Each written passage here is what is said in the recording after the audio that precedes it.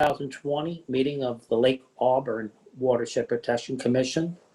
Our first order of business is to welcome Evan Sear as a new commissioner. Thank you very much for having me, and I look forward to working with everyone. Great. Welcome aboard. Evan replaces Bethel Shields, whose term expired. She elected not to re-up. So Evan was appointed at our last trustee meeting in August. So yeah, welcome, Evan. Next item of business is the approval of the minutes of June 10th.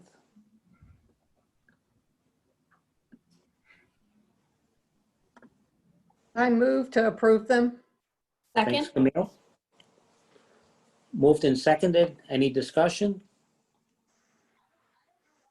All in favor? Aye.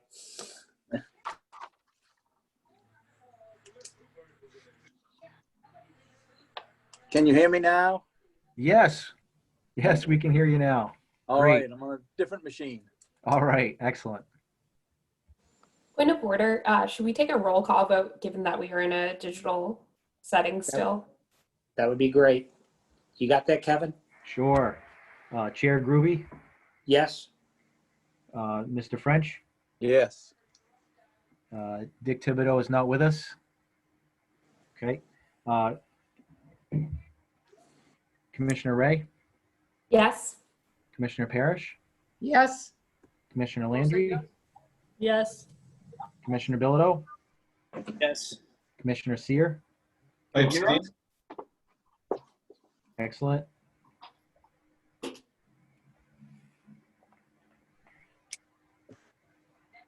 Thank you.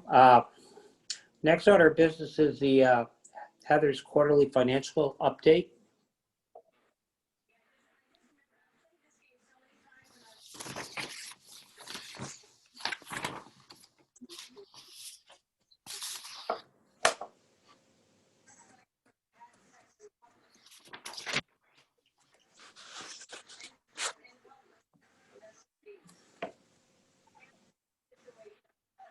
Heather, you're muted.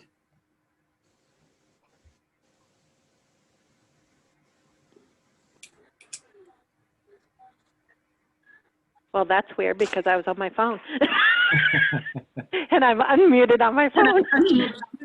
She can hear you now. All right, let's try this again. So you have the financial statements that I sent out Friday afternoon. From the operating side of the house, we had total revenues posted of $73,138.39. Expenditures to date, including depreciation of $120,031.58. So we are running a $46,893.19 deficit. You will notice under the operating budget side, we had planned to use $86,000 in change, which reflects using some of these prior surpluses that had lapsed into retained earnings. So we are still on target as a whole, even though the deficit looks kind of looming there. From the sinking fund standpoint, we have revenues of $42,228.83 and expenditures of $67,120.63 for an operating deficit of just shy of $25,000. You will notice that depreciation makes up the bulk of the sinking fund expenditures. The commission, for the benefit of some of the new members, the commission does not budget for depreciation since it's a non-cash outlay. So that deficit is in tradition with prior financials. Just a couple other odd items. The water withdrawal revenue of $4,817 reflects the very dry summer as well as the rate adjustment. This is almost the same amount that we have in reserve for this dedicated revenue source. We've picked up significant funds here this year by adjusting for the rates as well as, reflecting the lack of rain this summer. A couple other notices, the deficit in the forestry account, and Erica may elaborate on this more, reflects the fact that the forester did the planning for a harvesting, but the actual harvest was deferred until a future date. So we had the cost, but not the offsetting revenue, which is why you have that $1,715 deficit there in that line item. That's exactly right. Yep. Under source protection, the budgetary amount of $73,000 includes the transfer of $32,500 furnished by LAPCA to resolve an EAP or EPA fine. So that was carried forward to this current operating budget because the work was performed in this current year. A couple other items. The property taxes shows a deficit of $721. I'm looking into that further. That will probably be reclassed to the sinking fund for the Townsend Brook, the subsequent Townsend Brook payment. So that probably will be corrected for the next financial presentation. Operating supplies shows a deficit of just shy of $1,400. The bulk of the buoys were purchased this year. Checking back in 2019's budget, we did have a surplus in this line item of $840. So those costs were not incurred last year and carried forward. And the last point I guess I would highlight is the interest. You will see up at the top the interest revenue we had budgeted, particularly for the operating budget, $750, and we're only running about $555. Clearly, we will not make budget this year on the interest line item due to the significant rate reductions having to do with COVID. So that will be reflected going forward in the 2021 budget, which I am hoping to get the 2021 budget posted to with Erica to the Watershed website. In past, the commissioners had liked to have that budget posted 30 days in advance of the budgetary meeting, which is usually held in October. So that should be going out next week.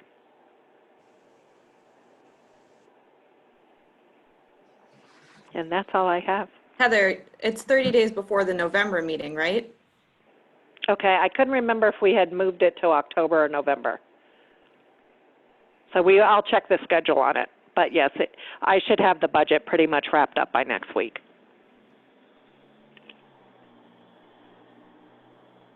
Okay. Any questions for Heather?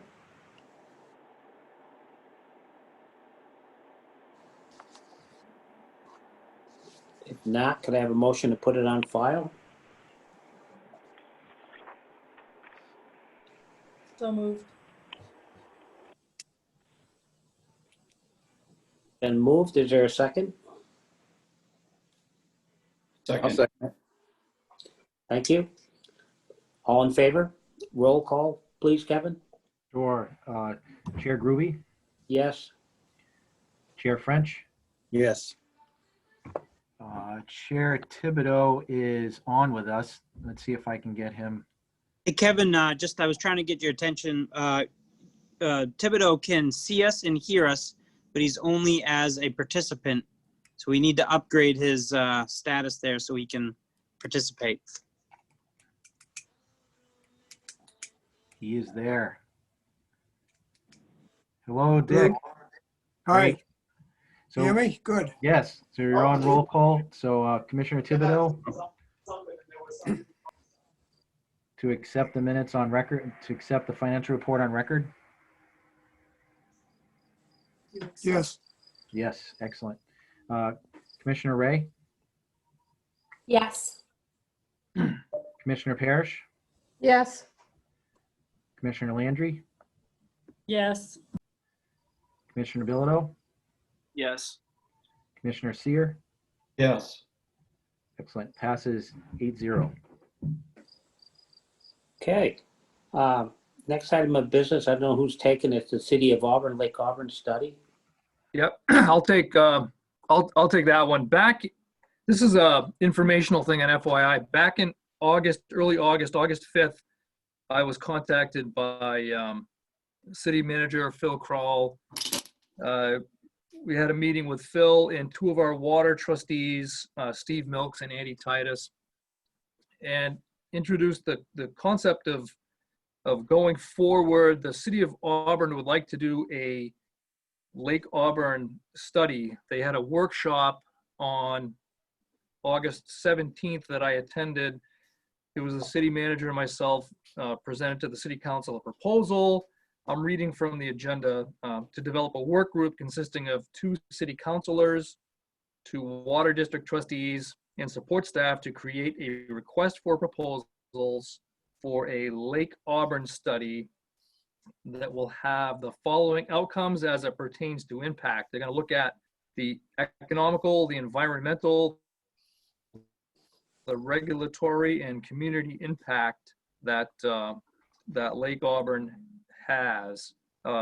Back on August 19th, we had a water trustee meeting, and we assigned Mary Sylvester and Jason Paulina to that group.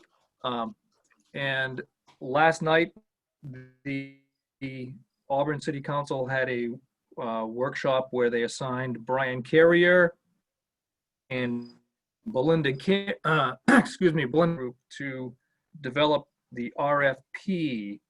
On October 19th, to give you a timeline of what this study is going to look like, on October 19th, the work group is going to present to the City Council the request for proposals for approval. On November 2nd, the council will adopt the request for proposals. Sometime in November and December, the work group will review and interview respondents. And then in January 4th of 2021, the City Council will be taking a vote to accept the work group recommendation. So it won't be until January that it comes back for approval by the Auburn City Council to go ahead with this study. And the City of Auburn will be funding this study. So that's kind of what's going on in a nutshell with that that proposal. You might have seen it's been reported in the paper as well what this study is and what it will entail. But that's kind of it in a nutshell. Thank you. Mm-hmm. Any questions for Sid?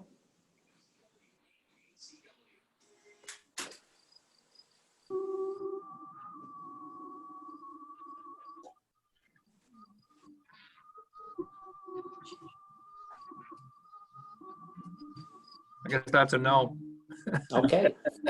How about we move I to? guess my one question is, how is the city of Lewiston being included in any, I know they're not paying for this, but obviously the lake provides their public water as well.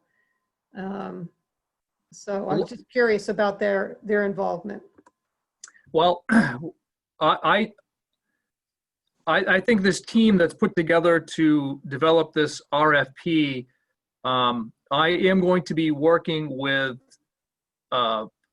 Phil to help in any way I can to guide what this RFP is going to ultimately become.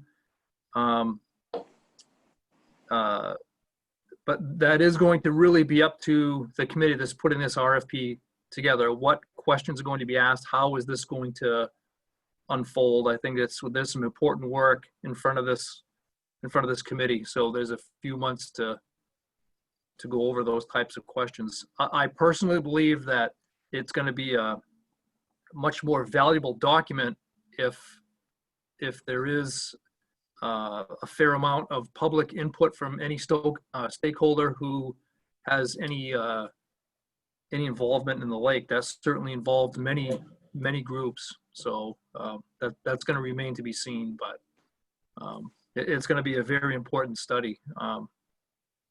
To your point, I think it will be more valuable the more input that you get from every organization. Thank you. Yeah. Okay. Now with this short presentation, Erica Kidd, all 70-some pages. Oh, I know. So the first bullet on here, and I'm gonna probably loop Heather in on this, was a couple of budget requests that I had, where this year was kind of interesting. My first request was to reallocate some of the budgeted funds from our education and outreach line items, because we did not have someone in that role from the beginning of February through the middle of July. So it looks like we're going to have about a $10,000 surplus. So I would like to have that, and these line items are spelled out in this document here. I would like to have those funds, as well as some of the funds from executive administration and repairs to property and equipment, reallocated to the source protection fund, because there is more watershed work I would like to do this year, specifically on Spring Road, on improving some of the drainage and remediating some of the erosion that we've seen out there. So that's my first budget request to commissioners would be to see if you accept moving these amounts from these line items into the source protection fund.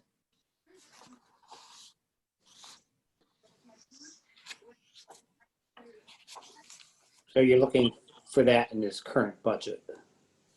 Yes, for 2020, yes. Is there a motion to that effect? So moved. Thank you. Is there a second? Second it. Thank you. Anyone else? If not, roll call, Kevin? Sure. Commissioner Groby, Yes? Commissioner French, Yes. Commissioner Thibodeau, Yes. Commissioner Rea, Yes. Commissioner Parrish, Yes, Commissioner Landry, Yes. Commissioner Bilodeau, I believe you Yes. seconded it, and Commissioner Sear. Yes. Excellent. Passes 8-0. Thank you. Thank you. And my other request here is, as Heather mentioned in the current financial statement, we had some money that lapsed into retained earnings last year that I would like to also add to our source protection fund for this year. We had some retained earnings because of a project that was started last year but was not finished until the beginning of 2020 by Longchamps. So that ended up being billed fully this year. However, we had anticipated that it would have been done last year. So there's about $12,000 that lapsed into retained earnings from our source protection surplus in 2019. And for the work on Spring Road that we'd like to do, we have estimated that would be about $20,000. So I would like to request a total of $20,000 from retained earnings to be transferred to our source protection fund.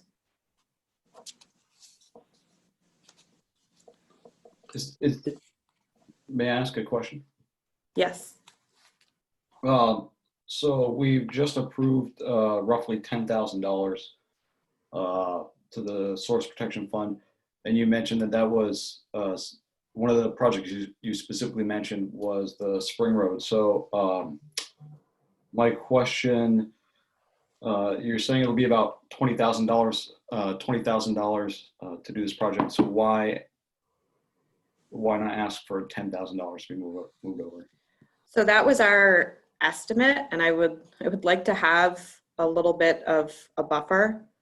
As you know, I'm sure with any fieldwork or construction projects, sometimes you run into unanticipated costs, and right now we are over budget in that line item. So I was really just to have a cushion there. Okay, thank you. Yep. Does Heather have anything to say about this?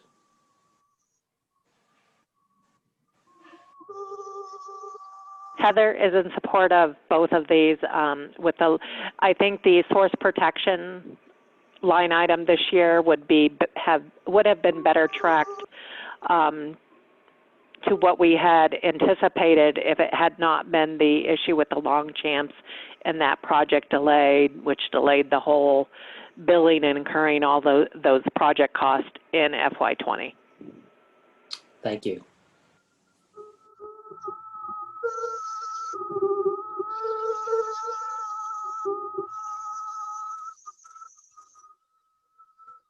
So I'm looking for a motion.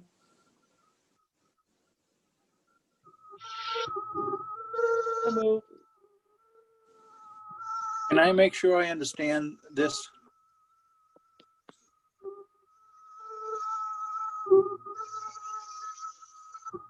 Or did you have a question, Steve? I do. The money you're requesting was money that was budgeted last year and lapsed into surplus? Correct. Okay, thank you. Yep. Then I'd make that motion to allow you to proceed. Thank you, Steve. Is there a second? Or was there already a motion? All right, thank you, Amy. Moved and seconded. Roll call, Kevin? Sure. Commissioner Groby, Yes? Commissioner French, Yes. Commissioner Thibodeau, Yes. Commissioner Rea, Yes. Commissioner Parrish, Yes. Commissioner Landry, Yes. Commissioner Thibodeau,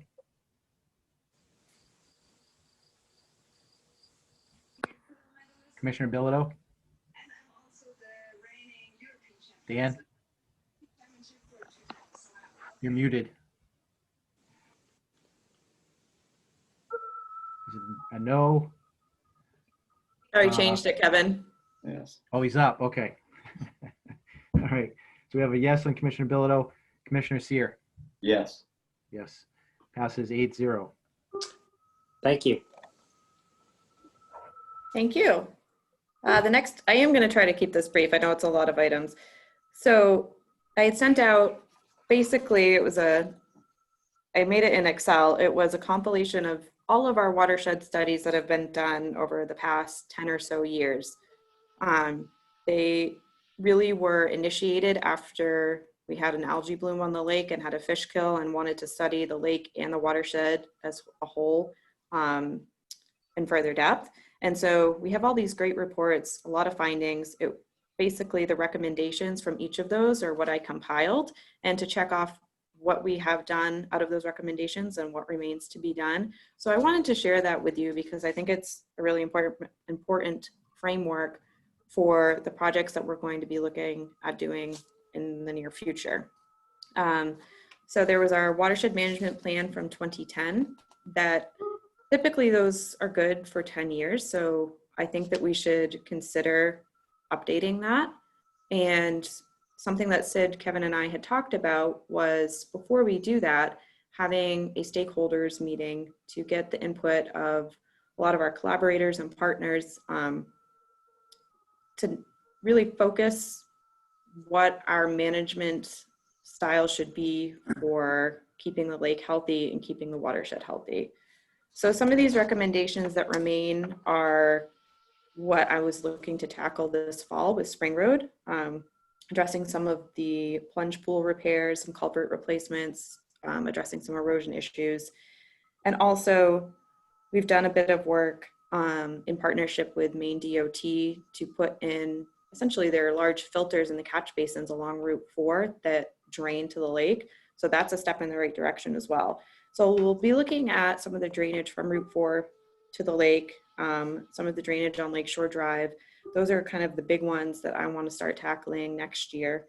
So really this was for your information to see the types of projects we're looking at, what was done, what remains, if some of these still make sense, if they're not applicable any longer. That's what we'll be using for our watershed management decisions. And then also looking to update our watershed management plan and talk to our stakeholders at different universities, at Lake Stewards of Maine, at different nonprofits to get their input too. So that's in the works. We'd like to do that. It's kind of hard to have a large stakeholders meeting over Zoom. I mean, obviously we can do this, but if you have a lot of people wanting to do input and everything, it can be kind of challenging, but I think it'll be really beneficial and to get input from all of our partners. So that was the first document that I had sent out. And as I mentioned here, this next item was the watershed management plan and stakeholders meeting. We'll be looking to update that and get our group together. Next one on here is the forestry SOP. I know we didn't have any type of formal document for how we want to approach our timber harvesting on the properties that we own.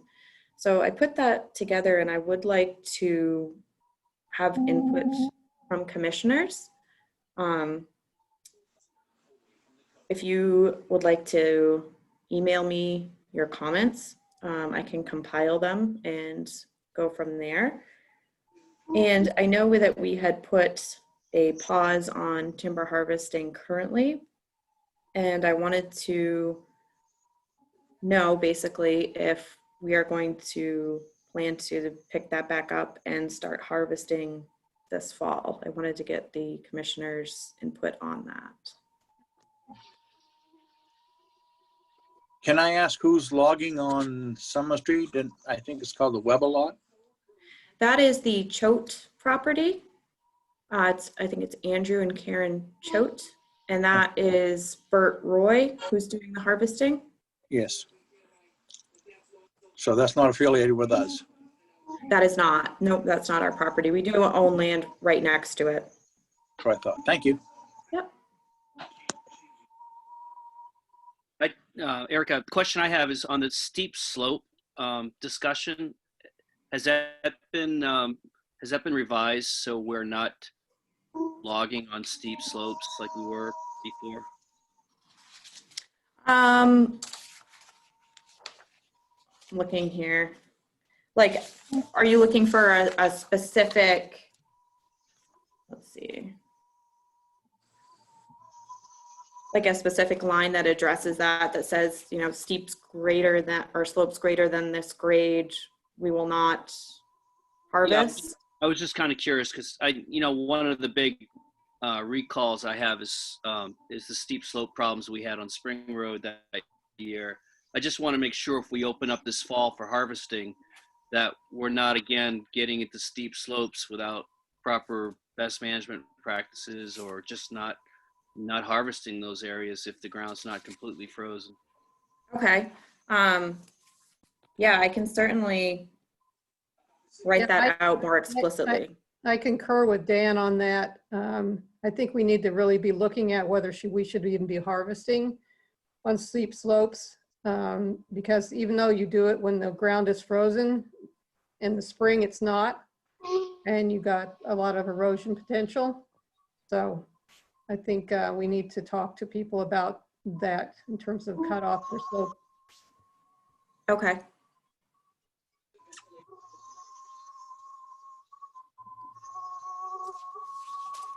And what we also go by is state forestry standards.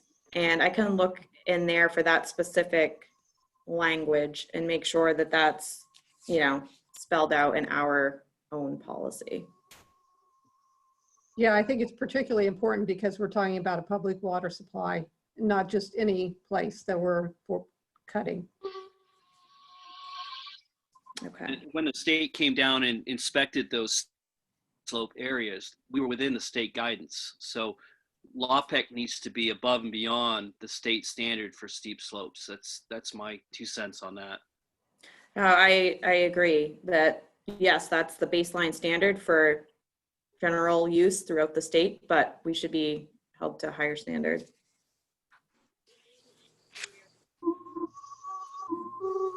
If we had a steep slope clause in this policy, would you want me to send that out to you separate from a meeting for review? Sure. Okay. And from there, if we're in agreement, we can start the harvesting process again this year. Well, it's up to the commissioners. Right.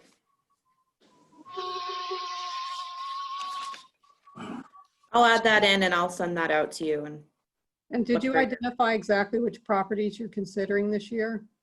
I'm sorry? Did you already identify to us which properties you're considering for harvest this year? They might have been in a previous agenda packet, but I can put that together. I have it in my documents. That'd be great. Okay. So I apologize, as the new kid on the block, I'm not sure how the commission tends to handle these things. However, on other boards and committees that I've been on, I can tell you, I personally don't, I don't like the idea of making decisions contingent upon something being done. My personal opinion is that it would be reasonable for you to send us these guidelines and receive feedback, but I don't know how everyone else feels. My preference would be that you get a go ahead from the entirety of the commission during a meeting.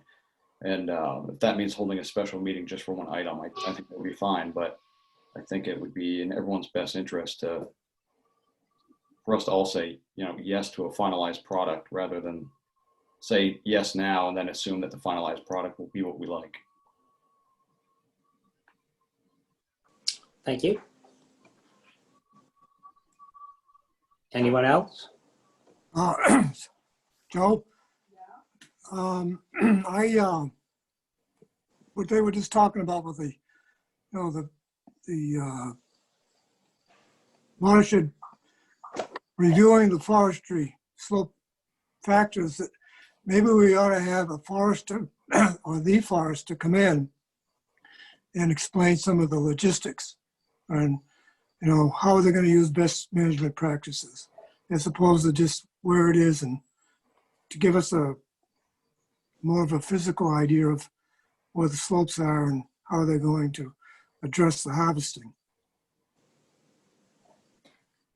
That is also something that Sid, Kevin, and I had talked about a bit, was having either on one of our parcels that we own that's been logged or that is scheduled for logging, having a meeting with commissioners, kind of, not a meeting, a workshop, to go over those types of topics and to answer questions.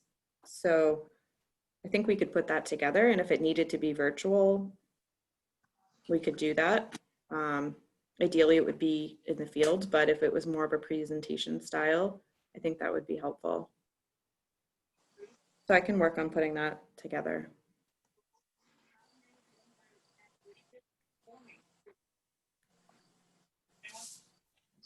Kind of a general poll of commissioners. Would you be willing to go out in the field in the next couple of months to meet and talk about forestry on a parcel? That's something I think would have some real value, actually seeing it in person and not just the context of a picture or in a report, but actually we can bring maps, we can bring the report, we can have those things, but we can socially distance and wear face coverings and whatever else people need. But I'm thinking, if we're in the field, we could actually have some really good discussion around forestry. So kind of general poll, how the commissioners feeling about that. Are they generally open? Well, I would be in favor of that.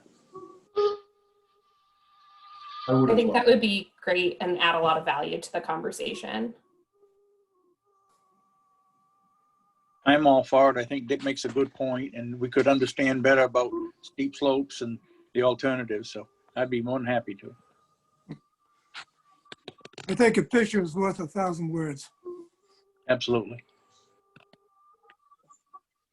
Okay, we can work on that. We had talked about that just internally and thought it would be a good idea. And if we have commissioners open to meeting on site, we'll get that put together.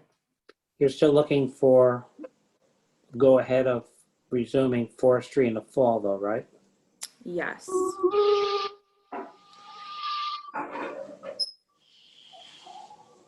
Well, realistically, I think it's reasonable to, Commissioner Sears' request to bring back a finalized document that you guys can all feel comfortable with. So ideally, after a workshop and probably our November meeting, you could have a draft with your comments included and vote on that. And, November, we're still looking at frozen ground conditions and harvest late fall through the winter. So we don't want to get bumped into spring. And if we don't have a good, hard, solid freeze this winter, then forestry would be off. So I think there's plenty of time to bring that back to the board.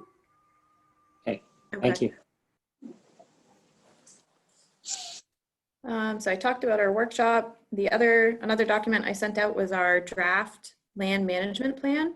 So that was a document that Lynn Richard had started when she was here as the education and outreach coordinator. So really, I just took what she had compiled. She did a ton of the work and updated it a bit. But what I would really like to have from the commissioners, probably by, I would say before next meeting, I can send out a more specific timeline, is your comments and input on that. Suggestions for additions, suggestions for other focus areas. I think it's a good document to have. It's a reference point, but I want to make sure that it's comprehensive and inclusive of your thoughts. So that is in draft form, absolutely. I'll send out an email request for commissioners' input, and I will bring another round of a draft of it to our next meeting.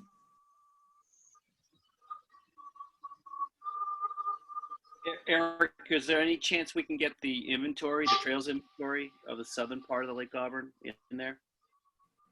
Yes. And that I would like to have that kind of information in there. That I was going by purely what Lynn had started with. So yes, that can be added in. Thank you.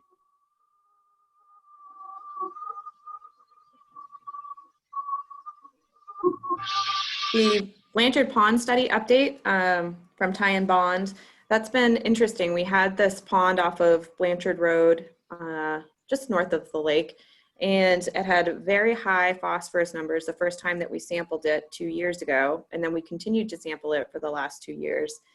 And the drainage from that to the lake consistently showed from different points high numbers of phosphorus.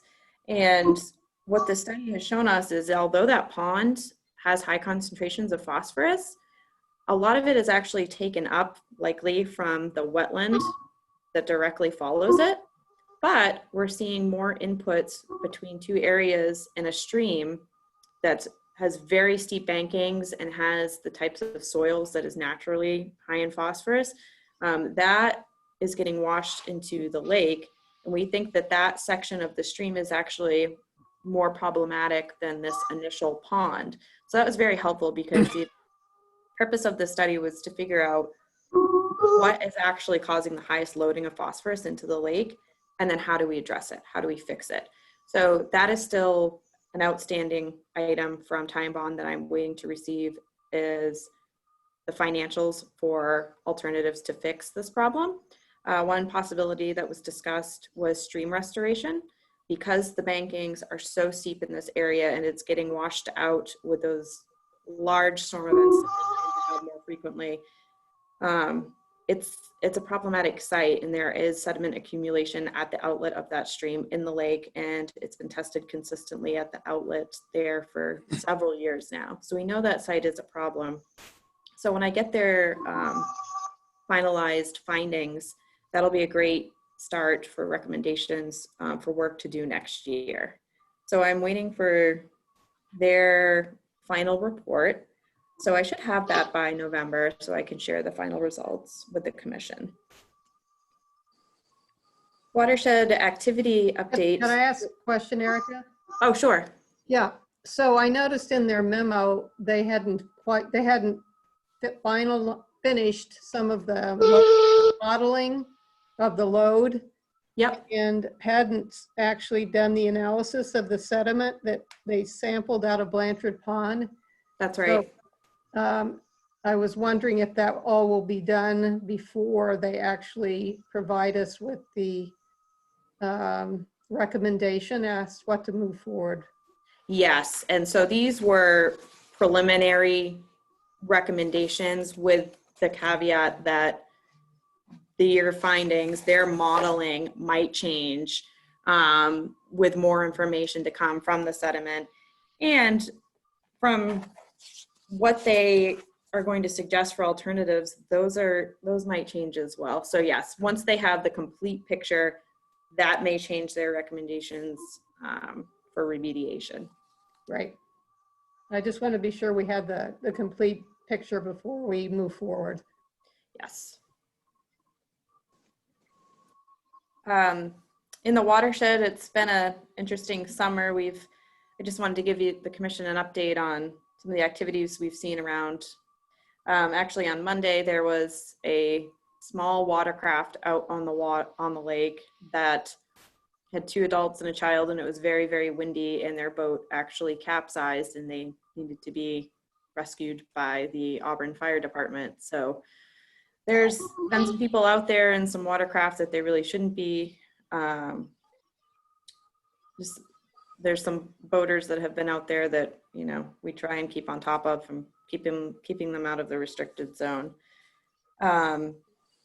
Over at the Jalen Trailer Park, which is not far from the water treatment plant, it's on Turner Street, they had a septic line issue that actually Mike and I responded to and worked with their maintenance person and the owner to have that addressed, because it's a few hundred feet roughly from the shoreline of the lake.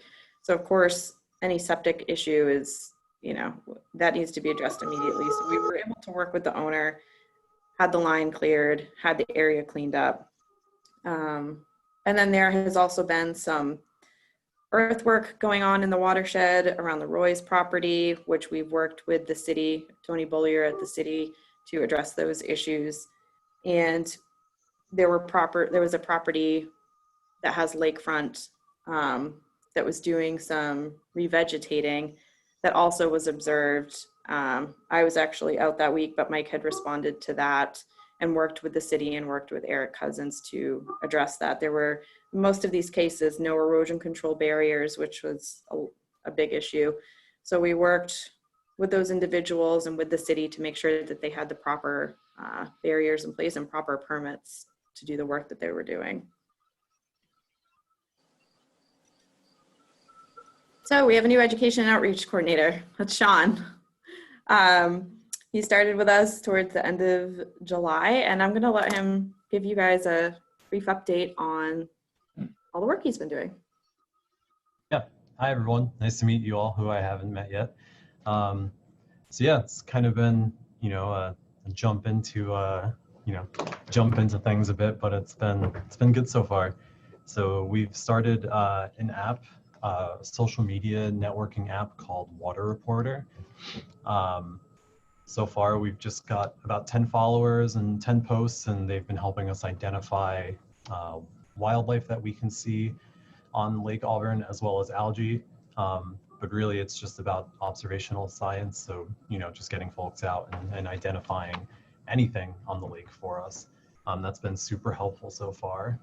Kind of the second thing I've been working on has been starting a community science initiative. So basically just getting volunteers involved in watershed conservation. So I've been organizing programming in coordination with Maine Audubon, the Androscoggin Land Trust, U.S. Department of Agriculture, Friends of Casco Bay, and the Maine Department of Inland Fisheries and Wildlife. And they've just been helping me, guiding me, and also helping me facilitate programming relating to community science and getting soil and water quality testing at upstream sources, doing outdoor classrooms, group hikes, wildlife identification, and tracking and trail maintenance in the watershed. Other things like photography and social media updates, just doing that more or less on a regular basis, try to do it on a weekly basis or so. I've also been trained as a Lake Smart coordinator from Maine Lakes, and so that'll be helpful if anybody in the watershed area, any property owners in the watershed area would like to get their properties evaluated. So Lake Smart is more or less just lake-friendly landscaping techniques that landowners can use. And so, yeah, that's been super fun, and I'm excited to get that going if folks in the watershed are into that. And the other thing, kind of super long-term, but I've been really excited about, is the bike and pedestrian plan for the Southern Link. I recently just spoke to Joan Walton at AVCOG, and she kind of helped me figure out some feasibility things, like coming up with granting and funding sources, trying to make the economic and social connections for the bike plan. You know, we'll know what's good for recreation, but you know what the value for the community is, and how we can use that to help us get funding to complete that. And then lastly, just been reaching out with some local schools and trying to get some outdoor classrooms set up, just to, you know, keep kids aware of what's going on with the Watershed Protection Commission and Lake Auburn. So yeah, that's what I've been up to the last couple months or so. Thank you. Yeah. I got a question for Sean, or a couple actually. I got involved with the water reporter as a water reporter. Yeah. I noticed you're categorized, or we are at Lake Auburn, Lower Androscoggin Watershed. Yep. Do you know if we can sign up and get our own watershed category? That's actually a really good question. I can reach out to, I'm trying to think, I think the woman's name was Erin Hoffman. She's on the water reporter team. She does all the digital aspects of the app. So I'm sure we could, I know that the Lake Auburn watershed falls into the sub-watershed of the Lower Androscoggin, so I think that's why it kind of defaults to that. But yeah, I can absolutely reach out and see if that's something that we can get going, because that would, it can be a little confusing, because the Lower Androscoggin watershed, you know, is anywhere from New Hampshire to, you know, some people down near the Portland metro area are, you know, also able to post in that watershed. So yeah. And the second item is I'm also a trail master for the Perkins Ridge Snow Travelers, which maintains some of the LawPIC trails. Okay. So there's like a yearly permit that we do. So at some point I'd like to get together maybe with the president of the Perkins Ridge Snow Travelers and just try to coordinate efforts, because we have access to a really good volunteer group of fat bikers now. They're very younger, they're energetic, they've got the tools, and they're willing to help out with, you know, not just the Southern Link Trail, but the existing trails on LawPIC land that we currently groom. Okay. That's it. Yeah. Thanks, Dan.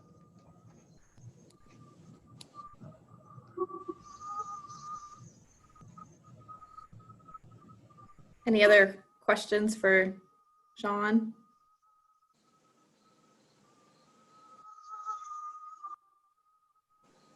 All right, my last bullet point, or almost, yeah, it's the last, the water quality update. So as you all well, no, we have a new commissioner.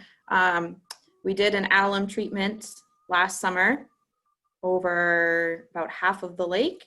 And the goal of that was to bind up available phosphorus to prevent future algae blooms. And this year, we have seen very good water quality to date in the lake. It'll be interesting to see how that trends over time. This is the first summer after we applied, and it was a very hot and dry summer. And I know that some other lakes in the area experienced some pretty bad algae blooms. And we actually, at this point, have had very good water clarity. It was up to 12 meters this summer. Today, it was down to about 8.5 meters. Our turbidity has been very good all of this year too. Right now, it's between a 0.4 and 0.5 on average, which is normal and also a very good point for us to be at. We're going to continue our open water sampling until ice on, and we've done our perimeter sampling, which is the watershed sampling too. We were a bit delayed in getting phosphorus numbers back from the state lab, but our hotspots that we've known about have continued to show up as hotspots, and those let us know where we really need to focus our efforts for watershed management in the coming years, in the short term and long term. And for algae, we always have algae in the lake to some extent, but the noxious kinds, the cyanobacterias that we saw a couple of years ago, those have been not anywhere near the numbers that they were a couple of years ago, which were problematic.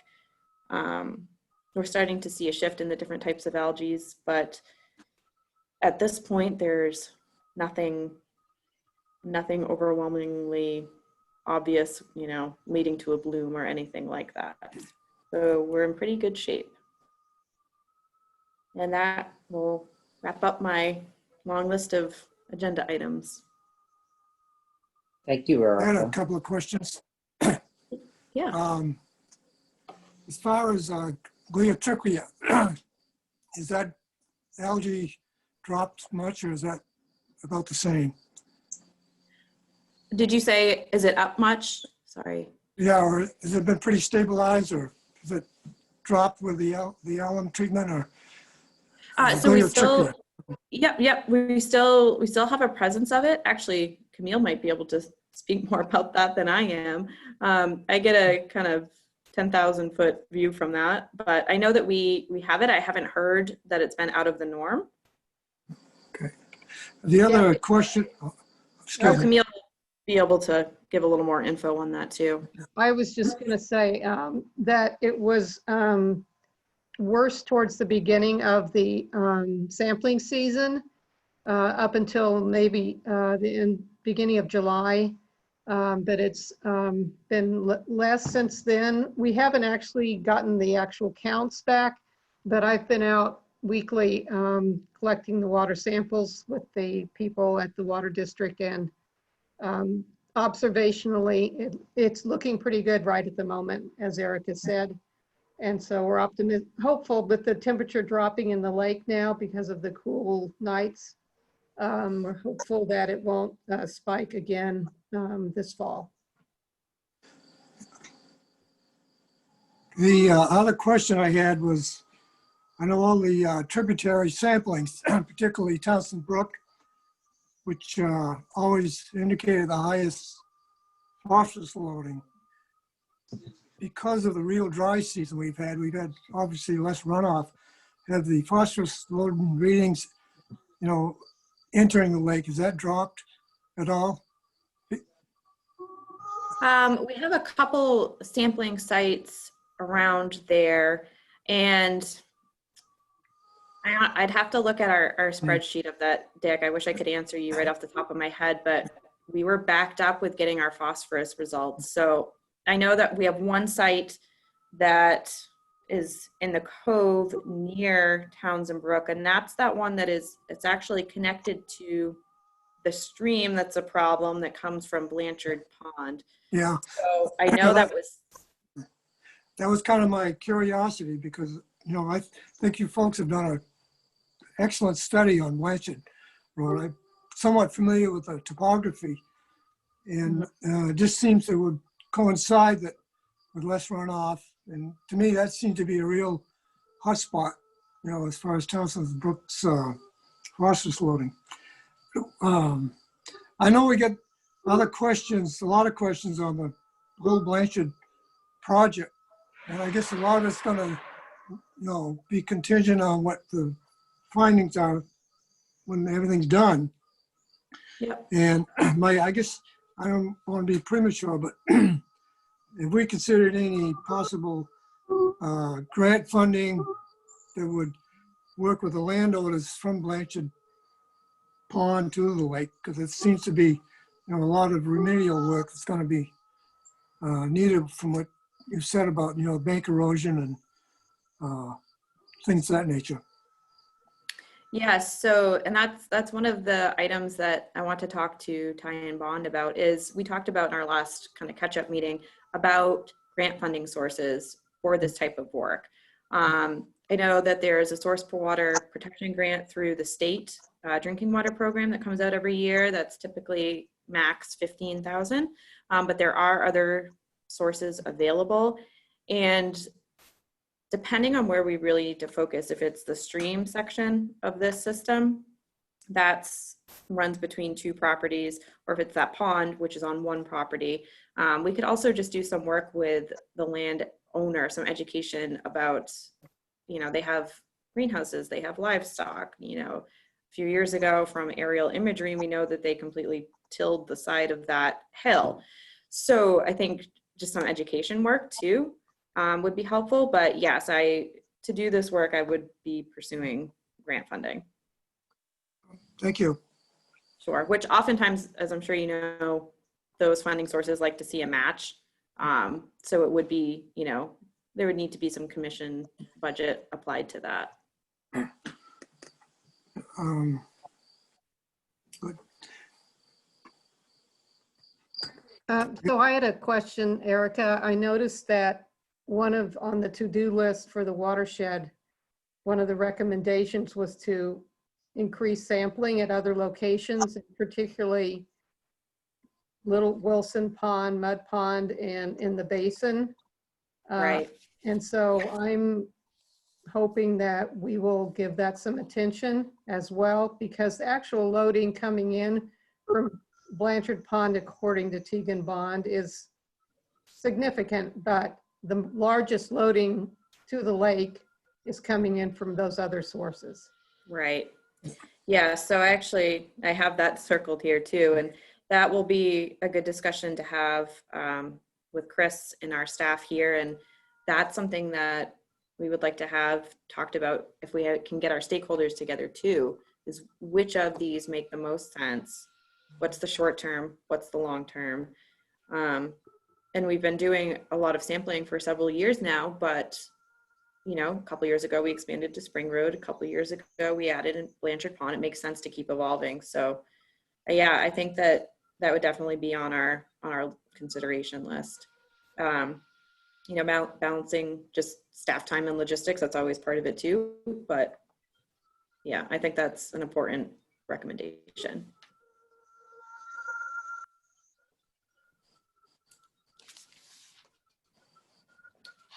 Well, that's all I had, unless there's any other questions. Any other questions for Erica? Yeah, I have one question. So you threw out some numbers with regard to visibility and the turbidity. Sure. I guess I didn't hear any numbers with regard to the algae and bacteria, but you were saying you were waiting on some of those. How do these numbers compare to pre-alum treatment? So I would say on average, running about a 0.5 NTU was average for a good chunk of the year. The year before the alum treatment, when we did a copper sulfate treatment, we were ticking upwards of a 3.0 NTU. And I don't know how much background you have for our filtration waiver or our treatment process, but a 5 NTU for turbidity triggers us losing our waiver for filtration. So anything above a 3 is problematic. So that summer that we saw cyanobacteria growth, turbidity increasing towards the 3 NTU, that's what triggered us doing the copper sulfate treatment and then the follow-up alum treatment last year. So historically, I would say between the range could be a 0.3 to a 1 is okay. But in that particular year, it was elevated, and that's why we chose to do those treatments. But this year, typically 0.5 is good, is where we're at. And what was the other part? Nope, you're answering my question. I was asking what the comparison was. I'm new to the commission, so I don't have a institutional knowledge of what these numbers were like prior to the treatment. Sure, yep. Actually, as an operator, anytime you're above turbidity of 1, it kind of gives, you kind of start getting concerned whether there's a big wind event on the lake, it kicks up some sediment, or if we're midsummer and you're starting to see algae. Kind of the 1 is the trigger. Below that, seasonally, like Erica said, 0.3, 0.5 is really good. Some places you compare us to other lakes and it's a totally different scale. But that's the key point, having the filtration waiver. Above 3 is not. We were there and it was terrible. So the 5 is the limit. Just to add to Kevin, in Massachusetts, above 3 requires filtration. So those unfiltered, there's not many left. We are lucky to have 5, I think, because down there, we would have lost if we had 3 units NTUs, we would have lost our waiver, or at least we would have had to prove to them that we could do better. Thanks. Hey folks, I just got a emergency call. I need to log out. If I could just jump ahead real quickly, but I do have to leave. I've got the Route 4 reconstruction. There was a update on that. There's a email train in your packet. I've been speaking with Roby Moulton about that project. That goes out to bid actually next year. There's still some time to work on that. I know that there was a question about getting some commitment from the DOT, what they would or wouldn't do. But there's again, an email chain here. There was a request to look at pedestrian crossing. That's something they said they would not consider as part of this project. That's 4 lanes of traffic, and they thought it would be next to impossible to engineer any type of pedestrian access across that 4 lanes.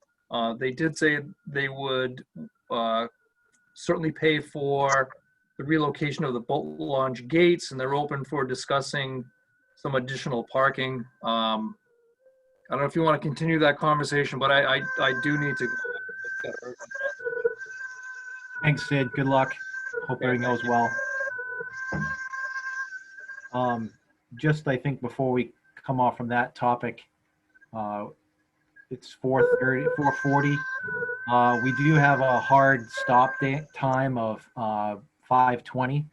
There's another City of Lewiston group meeting, and they need the Zoom account. So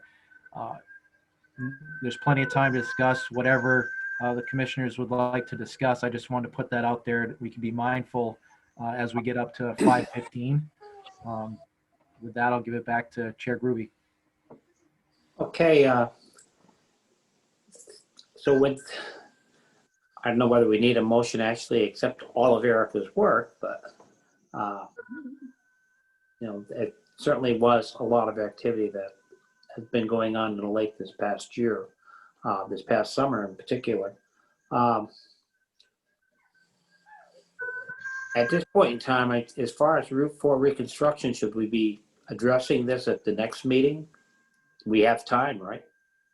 Yeah, I mean, Sid's been giving an update. I've asked, who else needs to attend, and I think he's been point on that.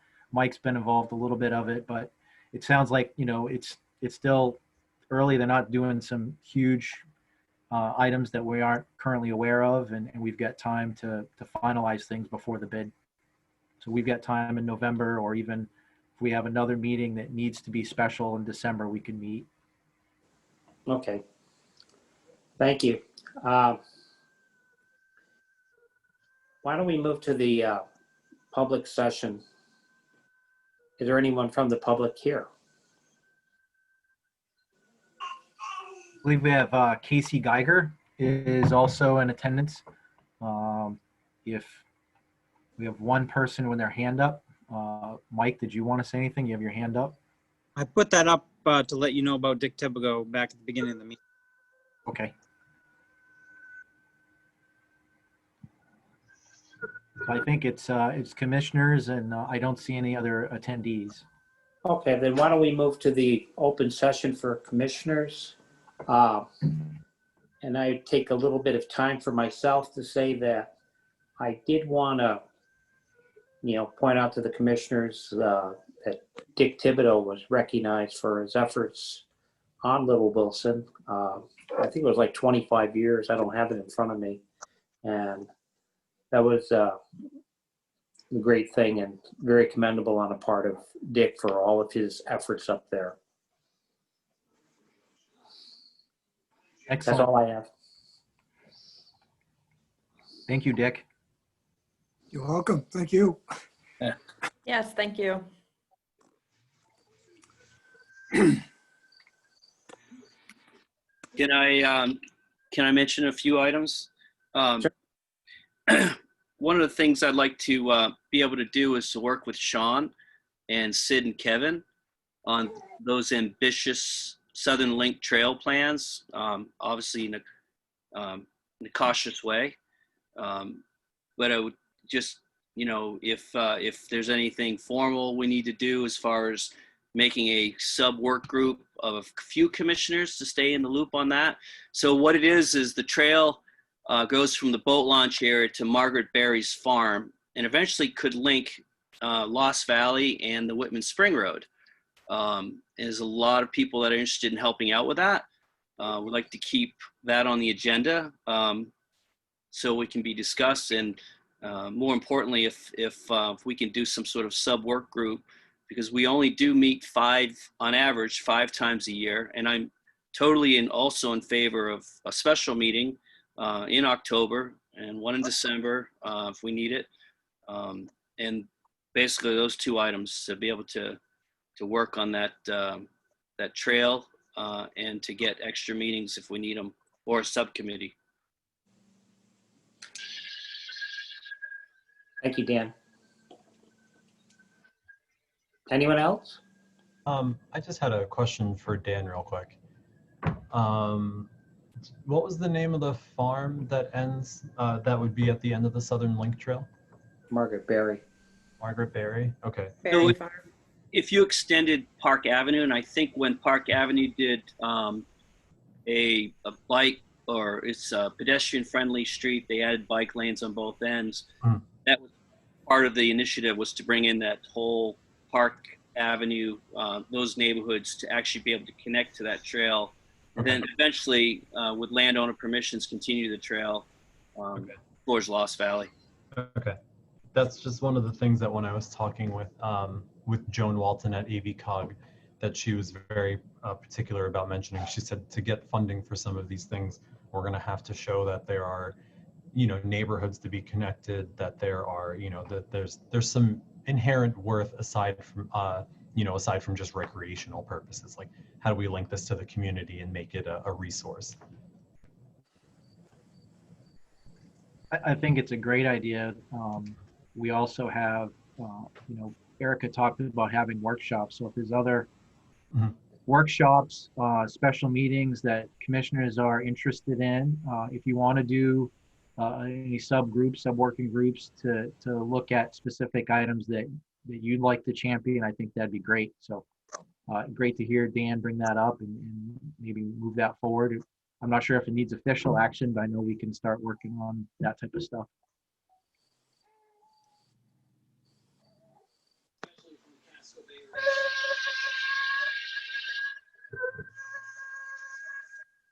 Any other commissioners?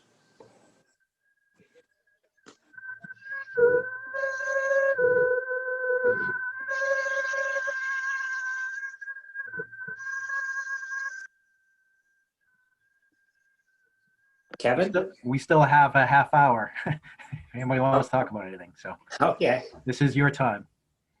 Well, one thing we should talk about is the meeting that's scheduled for Veterans Day. Correct. It's being observed Wednesday, November 11th. I think the Auburn Water District has a possible conflict before or after. Do we want to try to move it to the next day or another Wednesday? That would push it possibly out to the 25th. Mike, is the Auburn Water Trustee meeting the 18th Oh, let me look at my calendar.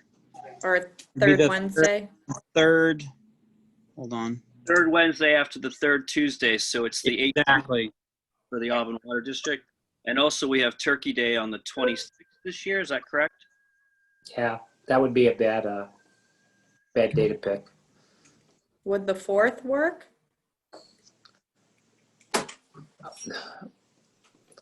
The The election is what, the 3rd?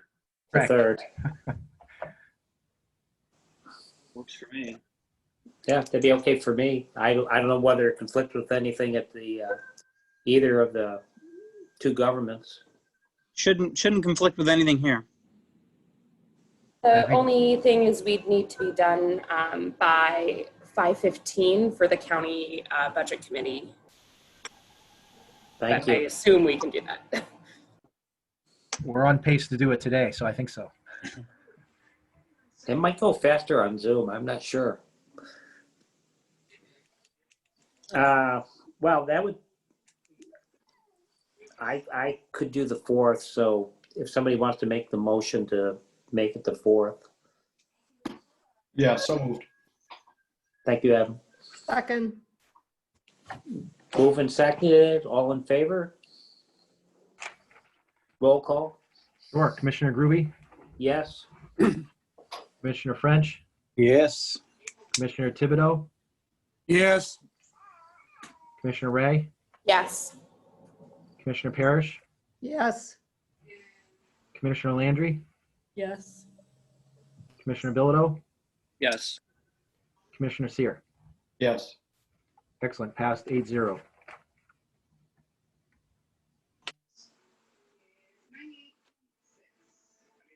Well, if there's nothing else, I would entertain a motion to adjourn the meeting unless they want to see scenery of where I am. Hi, where are you, Joe? Somewhere tropical? We're going to be envious? Well, hold on one second. Oh, there goes the picture. I don't know whether it'll show, but this is my wife's stuff. And, Oh, yeah. You're down the Cape, right? yeah, down by the Cape. Yep. Wow. Good for you. It's a nice day, except We're having a really nice day here, too. There's no snow yet, so we're good. yeah, that's right. Except down here is a nice day as they make you putty the garage windows. Don't do that in November to us, though, okay? No. No, I'm back in Lewiston. Okay. So, could I have a motion to adjourn the meeting? So moved. Been moved. Is there a second? Second. All right. Moved and seconded. All in favor? Aye. Aye. Aye. Aye. All right, pass 8-0. Have a All great right, night, thank you everybody. very See you much. soon. Thanks Bye, all. everyone. Thank you. Bye. See ya. goodbye. Erica, while you're still in here,